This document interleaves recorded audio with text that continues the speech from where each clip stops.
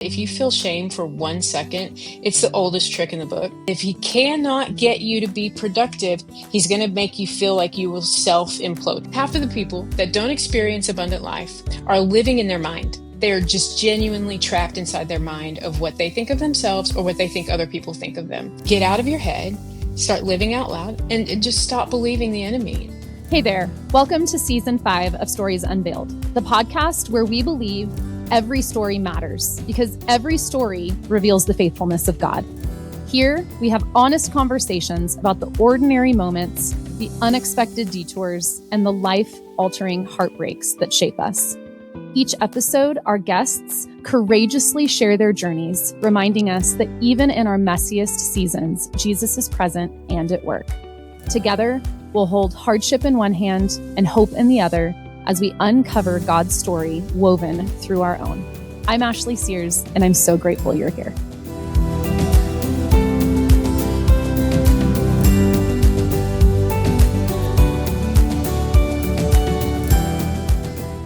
Today, I am so excited to welcome Candace Payne to the podcast. Many of you may know her as the woman behind the viral Chewbacca Mom video back in 2016, but there's so much more to her story than a moment on the internet. Candace is a speaker, author, and passionate follower of Jesus who has spent years encouraging people to choose joy, embrace authenticity, and trust God through every season of life.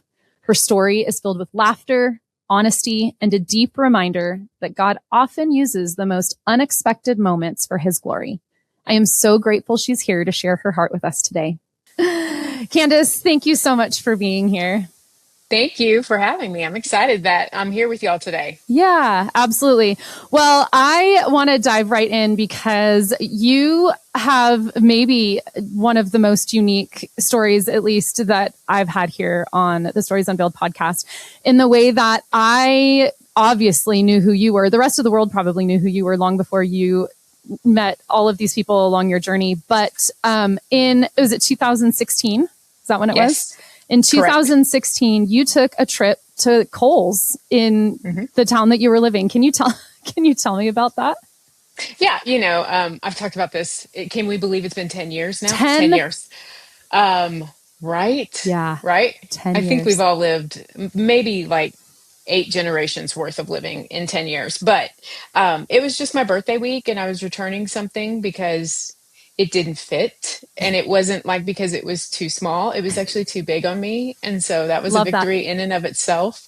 But I remember, back in the day, I was a mom of a, first grader, kindergartner. It was such different times than I'm living now with mom of a teen, 2 teens. But it was just one of those days. It was in the middle of the week and you're trying to think, how can I do something fun for myself? I've got this small limited amount of time and couldn't find anything I wanted for myself. And so I headed over to the actual toy section, like every mom does. You're like, well, maybe I can pick something up fun for the kids, And I tell you, I bumped into that mask and it huffed and growled. And I was like, I've had some tacos, but that is not me. There is something else going on around here. So I ended up picking it up, and it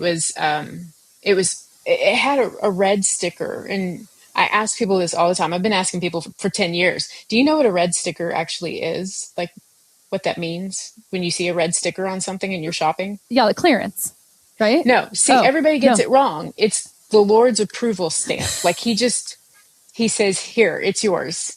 Like you don't need to pray about it. You just get it. Like if it's red sticker, God's already said yours. Why are you talking? Why are you talking and negotiating? Like get it. Right. So it had a red sticker. And so I walked up to the front singing the doxology and bought that thing for myself. And by the time I actually for yourself, right. You bought a Chewbacca mask for yourself. It was my birthday week. That's true. Why do my kids need to get, excuse me, it was my week. And so anyway, so I got it for myself and I ended up having like another couple more errands to run. And by the time that I had finished with those, I only had like maybe a window of 30 minutes to just play with it. And if you can remember back in 2016, Facebook Live was a new thing. Like, it was not as accessible to just go live. Like, first of all, when you're thinking go live, I remember feeling like, I'm not Barbara Walters. What is so important that anybody should have access to this button? What are we on the scene reporting about right now that we all feel like I'm worthy? Give me a live access button. Sure, let's go. But yet I thought it was kind of comically amusing. And so I was like, well, hey, I've got something that I'm going to share as my birthday gift to myself, Thank you. And so I got on there, no agenda, nothing to really do other than just to share, hey, I found this and it's funny and fun to play with and let's enjoy it together. And before I knew what privacy settings were, because those are real, that night it had reached about 1 million views, close to 1 million views before I went to bed. And I mean, I had friends that I hadn't spoken to in 15 years reaching out. They're like, Wow. what is this? Are you okay? Like, do we need to do an intervention? What's happening with your life? And I was like, what are you talking about? Get off my Facebook. I was like, I'm not even friends with you. You know what I mean? Like, and then I realized, oh no, everybody's seeing this. And I thought the night that it went viral, I may reach 1 million views. And at that point, think in 2016, now we've got to look backwards. That would have been the definition of a viral video, is 1 million views or higher. Well, with TikTok and everything else that's come out since then, you could sneeze and get 1 million views for some of these videos. You know what I mean? But at that point, I went to bed joking, and I was like, I might go viral. Well, little did I know, I woke up the next morning with not only passing 1 million views, but I had 23 million views overnight while I was sleeping. And it became, to this day, still the most viewed viral live video for Facebook of all time. And I mean, like, that record just hasn't been broken since then. Oh my gosh. Probably because people realized they weren't Barbara Walters and didn't need to get on live and didn't need to share everything, I think maybe that's why it slowed down a little bit. People were like, I'm not going live. Why am I going to do that? That is so crazy. And I mean, I just have to say, because like, you can still find it, right? It's all over YouTube. Oh, and it's everywhere. Yeah. People, you want to talk about finding it? Oh, let me just tell you real quick. I had some foresight from the Holy Spirit in all of this. I'm not even going to lie about it. I licensed the video within about 10 hours of the next day waking up and realizing it was going crazy, like it was snowballing. I only licensed it because I realized that somebody could take my likeness or my image and put it to some not savory activities. Yeah. And so I thought, I've got 2 young kids. I'm a Christian lady. Like, we are not, they ain't going to play with this. That is no. So I just haphazardly was like, I had 2 or 3 people reach out that are in the viral video space, and they're like, we can license this. And I'm like, sure, do it. Protect me is all I was really thinking. But because it's been protected, now I kind of get these reports of when people have like ripped it or used it. Oh, people just like doing stuff with that video. That's wild. And I think the craziest thing I could think was, I don't know if you remember Songify, but they would take a viral video and they would put it to like this electronical song, and they would take quotes from the video and it would become like a banger. It would be this hit, and they songified my video, and it's probably still one of the funniest things I've ever seen in my life. Like, I love it more than my video. Like, I just laughed. I'm like, okay, that's gold. If nothing else happened from that moment, that was worth it. Oh my gosh. Okay. But that video in and of itself is hilarious. I showed my children. So crazy. I have 3 kids, and my oldest, I was telling you earlier, is almost 21. And so she doesn't remember, because this was 10 years ago, she was 10. And I showed my kids, and they were like, what is this?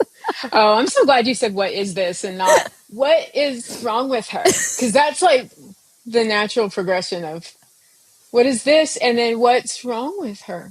My favorite part of the video, Candace, is when you're talking, but then when you open your mouth to laugh, Chewbacca is like doing his Wookiee sound. Like, it's unreal. You have to watch it. So we are gonna actually put the link to find the YouTube video in this episode, because it's too funny if you've never seen it. And for those that are listening that have heard it and seen it, Oh, Oh, yeah. It's 4 minutes almost. Think of that. We don't watch anything past like seconds now. If it's Right. more than 4 seconds, we're dipping out so fast. We're like swipe. But for that time, a 4 minute video where roughly only about 40 seconds of that are me talking and communicating as an adult. The rest is just pure insane laughter and me losing it, like trying to not pee my pants. And that is honest truth. And what's even funnier is there's like a couple of moments that happen in the video where you think I'm going to gather, my sensibilities and just stop. But I couldn't, because I would see some of my friends comment that I couldn't make them laugh ever. You know what I mean? Like, they were humor snobs, and I know it, and they know it, and they just need to get over themselves. That's all I think. But they were putting like the laughing emoji and they were typing in, and I was like, yes, I got them, finally. So, I mean, for me, it was one of those rare times where I just lost my mind for about a good 4 minutes and decided that I would go live, losing it, and then share it up with the whole world, apparently. The So, world. Yep. the world. Well, and now here you are 10 years later, and Hmm. you, I'm assuming, had no clue sitting in your car that day doing that video would catapult you to the places you have gone and where you are now. Am I right in assuming that? You're right to assume that with how it would flesh out, but you know what it's like when you are a believer. Mm-hmm. I think that God always just kind of prepares you for moments that he's going to like lead you through. And I had actually been living a year prior to that, what I call my Esther year, Uh-huh. where the first 6 months, because I use my birthday as my personal new year. Uh-huh. So, like, I don't like New Year's Day is too crowded over here in America. We're all just getting to the gym and doing stupid stuff and trying to be holy and like, I'm gonna read the whole Bible this year. Girl, you ain't read it. We know it's either Genesis to maps, or you just, give up. Like, pick out your verses, be that same person the rest of your life. We'll know about it. But everybody's ambitious. Well, I just thought it's too crowded. I'm going to start using my birthday in May as my personal new year and do some things. So the year leading up to that moment, I had actually asked God on the flip side, not, hey, could you bless what I'm doing this year? But I asked him, what do you want me to do this year? Hmm. Like, what is this going to look like? What is this year going to look like? And I really felt like that there was just this really holy kind of moment where God was telling me, I'm going to lead you like I've led Esther. Like, I'm going to take the first 6 months of this year, and I'm going to just kind of take out some impurities from Hmm. you and just like remove some idolatry stuff that you've just been struggling with. Is going to be done. And then the second half of the year, I'm going to make you beautiful to the rest of the world. And so I was just kind of like, when you were walking with the Lord, yes, some things can feel as though they're surprising, but we're never really surprised. Yeah. Like, when God does something, he gives us a heads up of some sort if we're near him, if we listen to him, if we're leaning in. Yeah. So I didn't expect that it would be, a week later I'd be in the carpool karaoke with James Corden and JJ Abrams. I couldn't have had that on my radar, right? But I knew that God was about to make me beautiful to the world, because I felt like this is where I'm walking. This is where I'm with the Lord already, you Yeah. know? Yeah. Yeah. I actually didn't know that you were on Carpool Karaoke. I know that you've been on, were you on Good Morning America or like Yeah. yeah. Yeah. It was You on Good were, Morning America. It was great. I just showed up to do an interview, and then they liked me behind scenes and behind the camera, and they were like, "Do you want to throw to commercials? Do you want to start throwing to commercials?" And I'm like, did I just prove that I could do live TV now by doing that stupid little video? I am not prepared for this, but let's go. Okay, so back to you. I had no clue what I was doing. It was a fun experience, but no, I couldn't have never guessed any of that. that was not on your 2016 bingo card for sure. No, no, not anybody's. No. I love that. I love that. Well, so 10 years. Yeah. Where have you grown? I mean, I'm sure in enormous amounts, but like, where have you grown? Like, you have kids now. You said they were little then. You have teenagers. Like, how has this changed your life? Well, I think that this honestly was the beginning of just kind of maybe pulling back the curtain to the Wizard of Oz. I mean, I feel like I had a call to ministry when I was 12 years old. I didn't really understand. I felt like I was more available than I was kind of coded with a job description. You know what I mean? Like I felt like, here I am, Lord, send me wherever and however you like. And I spent most of my life kind of really living that out.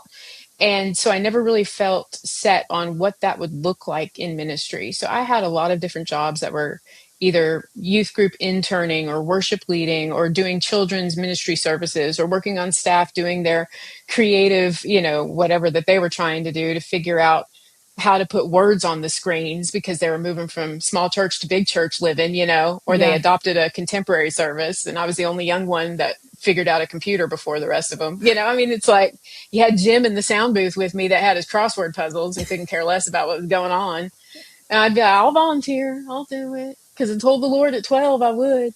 But I never really had an idea of what full-time ministry could have looked like for me because I've always felt like a jack of many trades and somebody that had a lot of interests and a lot of creativity and a lot of humor and a lot of wit and whimsy and a lot of depth at the same time. Like I balance deep and shallow every day. Honestly, I can go from back and forth all the time.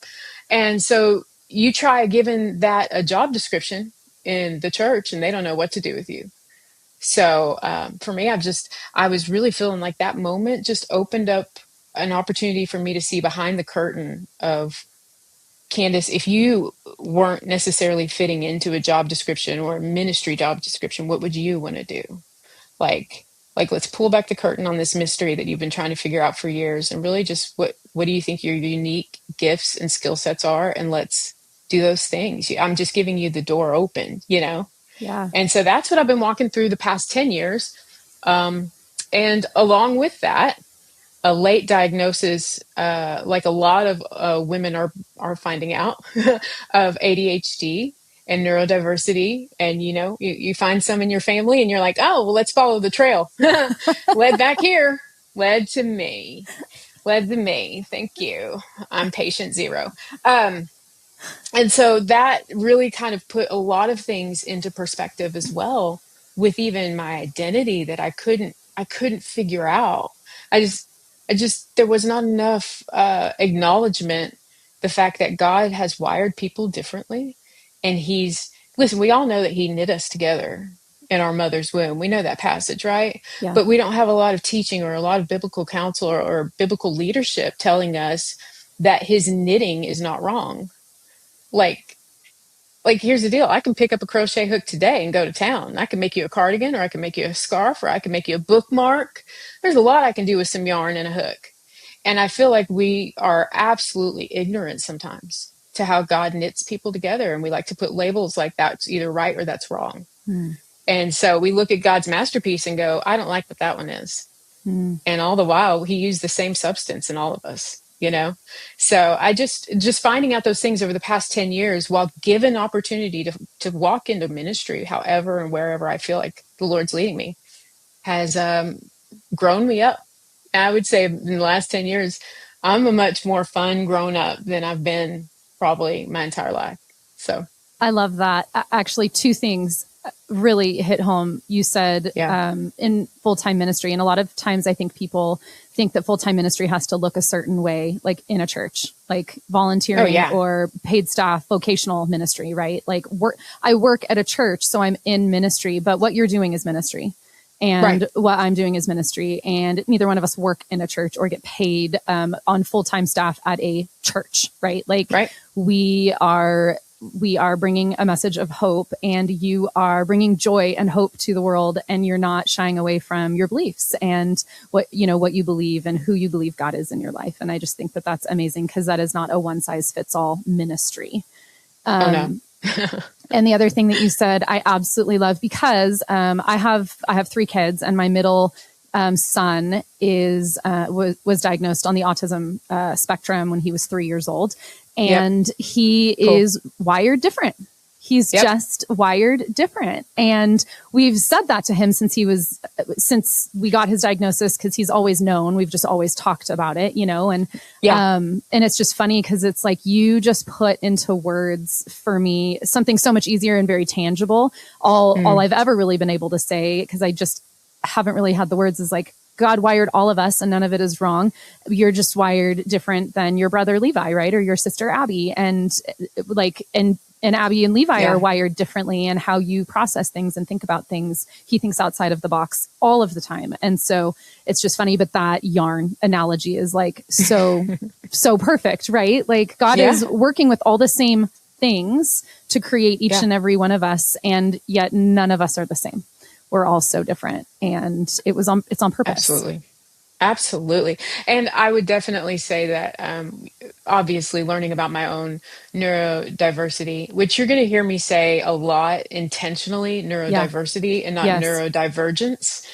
Divergence means, in the root core of that word, it just means that you're doing something right or wrong. Right. You've diverted. You've diverted from the path, the one that you're supposed to be on. You went a different place. And diversity really speaks to, hey, it's just, there's some different things going on here.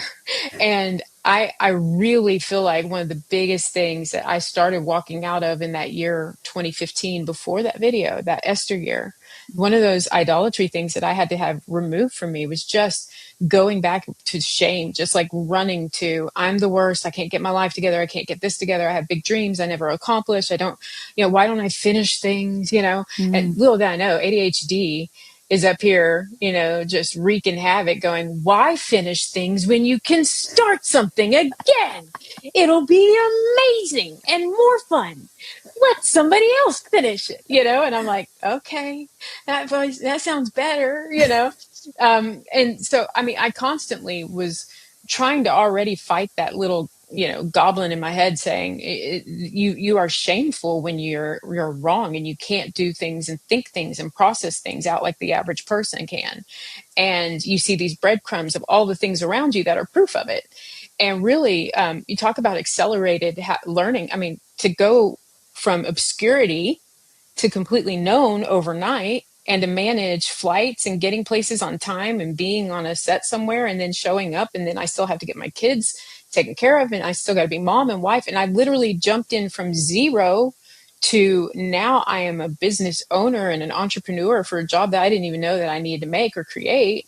And now I'm signing contracts to do books and stuff, and people expect to hear my voice on another topic. I laughed for 4 minutes. Why do you want to hear me talk for 30? You know what I'm saying? Like, it just felt so incredibly wild that moment right there for me ended up being like this do or die moment of, are you going to feel shame for the fact that you are just consistently drawn to new things, and you consistently create new systems to maybe get you to improve something or to make it more fun and enjoyable? Or are you going to actually lean into that pinball energy that you have? Are you going to like accept it and think for 1 second that maybe you were designed that way and it wasn't by mistake?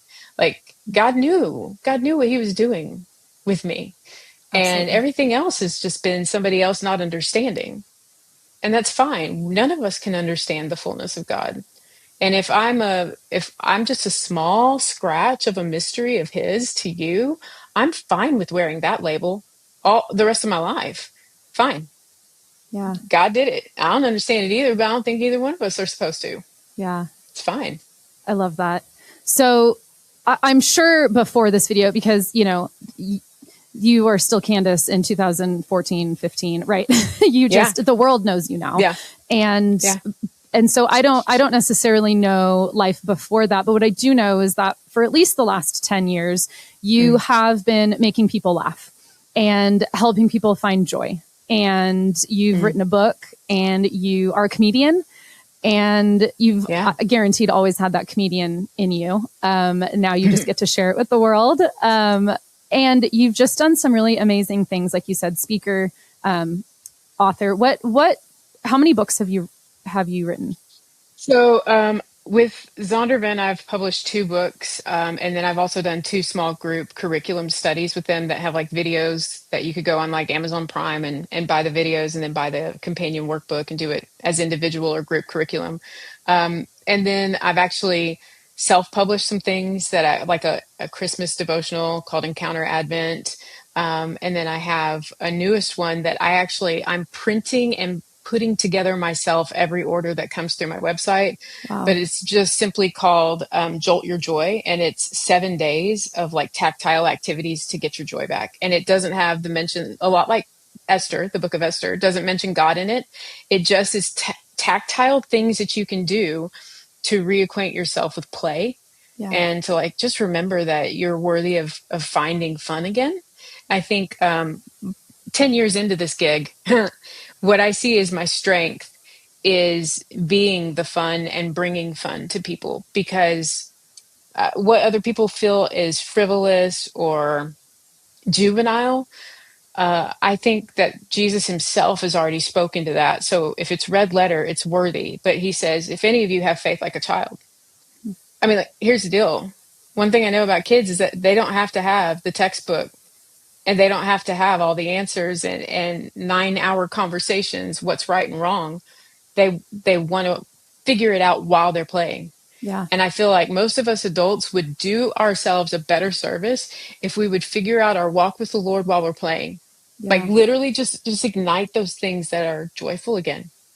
And so that's books wise what I've got. I got probably 1,000 more in me that may or may never come to pass, but we'll see. We'll see what the dopamine grabs the next day. But yeah, so I've been doing the book stuff for a while too. I love that. I love that. Yeah. Now, you've got a handful of things. I follow you and I like on socials, and I just love watching your videos. No, I have not seen Chewbacca in 10 years, but, I see you've got all sorts of things happening. We talked a little bit about Joy Camp, which I know is wrapping up, which is kind of an amazing thing. But you also have something else coming September of 2026 called Besties Weekend. It's Bestie Weekend Ever. Bestie. TM. Trademark. I'm putting it out there. Yeah, Vocal. yeah. Bestie Weekend Ever. Oh, tell me about that. What is that? Well, honestly, this has been on my heart for about 4 years. I keep on going back to this idea of being in green rooms and walking on stages whenever I go speak somewhere and I'm invited, which, by the way, still reach out, ask me to come speak. I would love to come to your event. I'm not giving that up. I'm not hanging that hat up. But what I'm noticing is there's a pattern we're emulating amongst ourselves. We have a lovely little photo booth or merch table out in the lobby. We have these moments where we're going to get giveaways or a basket. We come in like cattle and we just sit down and we listen, then we leave and we go eat, feed them, get them back in again. Maybe hear something sad, maybe hear something happy, but worship music, it's going to be a part of it. Some songs are going to be raucous. Most of them, 90% are going to be not. They're going to be sad. And then they're going to invite me to come speak right after it. They're like, you're going to bring comedy, but we just sang about God rending our hearts for our sin. So get on stage now, make us laugh. And I'm like, y'all are the worst. I feel like I'm being punked every time I go speak somewhere. And they're like, we're just going to have the worship sing before you come up and they'll pray. And I'm like, why? I'm starting with a joke about granny panties. Why? Tell me how I'm supposed to transition. Anyways, so I've had my own little frustrations with like the big C church, especially the evangelical Western church. Doesn't matter your denomination. We all kind of look the same, you know? And what I started seeing is that everything that I've been begging for people to join me with is play while you're walking with God, like play. There's not really been like a weekend that I could see us doing that. And so I thought, well, if I can't see it, then maybe I just need to make it happen. So I've been dreaming this up for 4 years, and this is going to be my first one. And I'm going to tell you right now, I need more people to register and sign up. Y'all got to get with it. You got to get on there and you got to come. And I mean, like, you literally can come from anywhere in the country. It's going to be about 20 minutes from the Dallas-Fort Worth airport. And there's hotels right there in our venue, but it's going to be so small. We're only going to be able to accept 100 people, and it's going to feel intimate. And it's going to be like, for example, you'll wake up on Saturday morning, and instead of you doing like a devotional time and then coming in and we're all just sleepy and we're going to sing songs. No, we're going to meet out on the lawn, and I'm going to have like Oprah's favorite things. I'm going to have Candace's favorite coffee from like my favorite coffee shop out here. They're going to have like tons of drinks, and we're going to go right immediately after that and go play pickleball. I love that. And if you can't play pickleball, even better, like even better. And if you feel like you're going to be winded just from the walk to the pickleball place, even better. Like, don't you second guess your abilities. So, and after that, we're going to go do something called Boulder Adventure Park. And it's going to be just either a high ropes course, a mediums ropes course, or if you don't want to get up on a rope anywhere or take a step, then I'm going to have you mine for gems in like this little stream, a river that they got. And it's all going to go with the biblical lessons that I'm teaching throughout the weekend. So every play moment actually coincides with a teaching moment to give you that tactile teaching lesson. And so I'm hoping that this is not just one and done. I'm hoping that literally it catches on like wildfire, and I can't book enough of these and create enough of these weekends in my next 10 years of life. Like, honestly, I want to bring women together, and I want them to find their fun again. I love that. And so that's what you're doing, is you're having Yeah. fun, and you're helping teach women who have potentially lost it. Right. Whoa. Yeah. I don't know if they ever had it. Let's be honest. Let's be honest. A lot of wounds happen too early to us in life. A lot. And a lot of things happen to us to the point where we don't even have the skills to be able to cope or comprehend what we're supposed to do with our wounds. So that's not what this weekend is about, but I'm not going to ignore or dismiss it either. I will tell you, go find a therapist, like go with a professional and work that out, because I ain't that person for you. I will try to be. But I do think that a lot of people just don't even know if they've ever encountered what real fun and joy is. And can I just do one Jesus juke on you here with that statement? Yeah. If you don't know what real joy is and you say that you're a Christian, I would challenge you to really, really take a bigger step back and ask God about how deep is your faith? How deep is your actual faith in what you've declared with your mouth about what you believe about Jesus? Because Galatians tells us that joy is a fruit of the Holy Spirit. Like, it's not something you fake or force or manipulate. It just is overflowing from what God's already doing. So if you've never felt joy, I would dare say, go ahead and take some stock and inventory of your faith relationship with God, and just ask, is this real to me? Is this something that I'm really all in, or am I 1 foot in and figuring it out? Yeah, that's good. Yeah. That's really good. A Jesus juke. I have never heard that. Not my phrase. I'm not TM that one. I got it from somewhere else. I can't remember, but not mine. Love that though. That weekend sounds so fun, and which is the point, right? Come on. What are you doing? Come on. When is Ashley? it? September what? It's like 24th through the 26th. Oh, in Dallas? 2026. Yeah. Area. Yeah. Bring friends. And then tell me what your nicknames are, and I'll put them. I'll cricket them on the back of your shirt. Girl, I love swag that. Bag. So we get shirts. Girl, you're getting a whole. I'm literally hand making every piece of swag bag merch, and the things that I'm asking for some donations from some people that you're going to be like, what? And I'm going to be like, you're right. It's going to feel like Christmas. Well, you're pretty crafty from what I've seen. Yeah. So that's amazing. Yeah. That's amazing. I love it. Okay. So, we will put a link too for signups for those that will tune into this before September, to sign up, if that's okay. Do you have like a link? I would love that. Yeah, I do. I'll give it to you. That's amazing. Okay. You can find that in the description of this podcast episode. Candace, I could sit and chat with you forever, because you feel like a friend that I, have known forever, even though we just met. Yeah. Sort of. we sort of just met. Right. But thank you so much for your time. I'd like to ask you one last question. Sure. You said early on in this episode that you were in your Esther year, walking into, before you knew everything was going to happen with Chewbacca and the internet and all the things. You were in your Esther year, and you asked the Lord,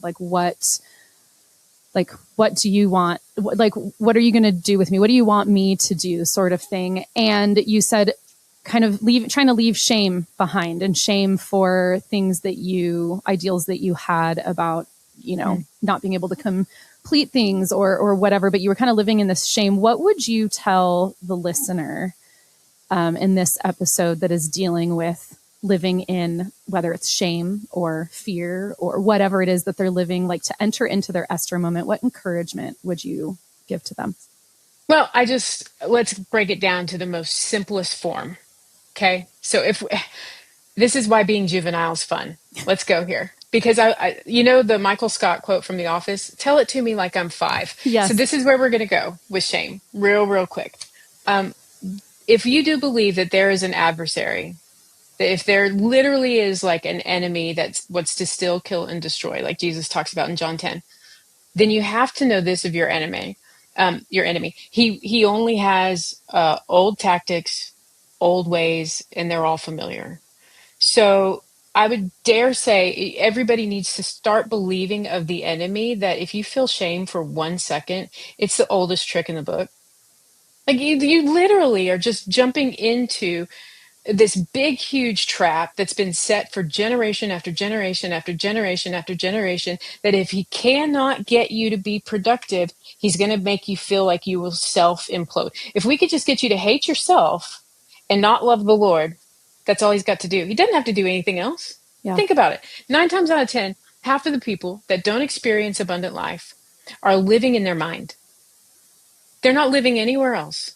They're not living out loud. They're not living externally. They're not feeling feelings. They're not allowing themselves to be present. They're just genuinely trapped inside their mind of what they think of themselves or what they think other people think of them. And that is the oldest trick in the book. And I see so many people just accepting it for what it is, as though it's not been around for generations and eons and ages. Yeah. I mean, it's just old. And if it's just old, then I just have to reason with you this way. It's dumb. It's dumb then to really say, well, I'm going to fall for it. Don't fall for it. Mm-hmm. The biggest counter that you could do and the greatest strength that you can have is it's just reflected in the Psalms, is how can a young man keep his way pure? By living according to your word. When you feel like you're just negatively just pounding yourself and self-talk is just unregulated and horrible, there's a word from the Lord that can counteract every single one of those. Yeah. When I'm not lovable. Nobody could love me after I've done this. Oh my goodness. Okay, well, go back to, for God so loved that he gave his only son. Whoever believes in him, you're not going to perish, but you're going to have everlasting life. Okay, Yeah. so I am loved. Got it. Whatever it is that you're assaulting yourself with, just stop. Stop. Like, it's so dumb to give into that. And I'm just going to challenge you. Get out of your head, start living out loud, and just stop believing the enemy. It's a dumb trick he's been using for years, and you're better than that. You are. Yeah. Thank you so much, Candace. I appreciate you, and I absolutely love what you are doing. And maybe I'll see you in September in Dallas. Oh my goodness. Real life friends, we are don't you threaten me with a good time. We're going to have so much fun if you come. Come on. I love it. Yeah, it would be a blast. Thank you so much for your time, Candace. I appreciate you. Thank you. I appreciate you as well. Yeah. It's fun. Thank you so much for joining us for today's conversation on the Stories Unveiled podcast. We would love it if you would leave us a rating or a review. If you would like to learn more about Stories Unveiled and our events, go to storiesunveiledconference.com or follow us on Facebook or Instagram at storiesunveiled_. The Stories Unveiled podcast is created in partnership with KTSY and Barefoot Media Ministries. For more encouragement and other podcasts, visit ktsy.org. Have an incredible day and go live unveiled.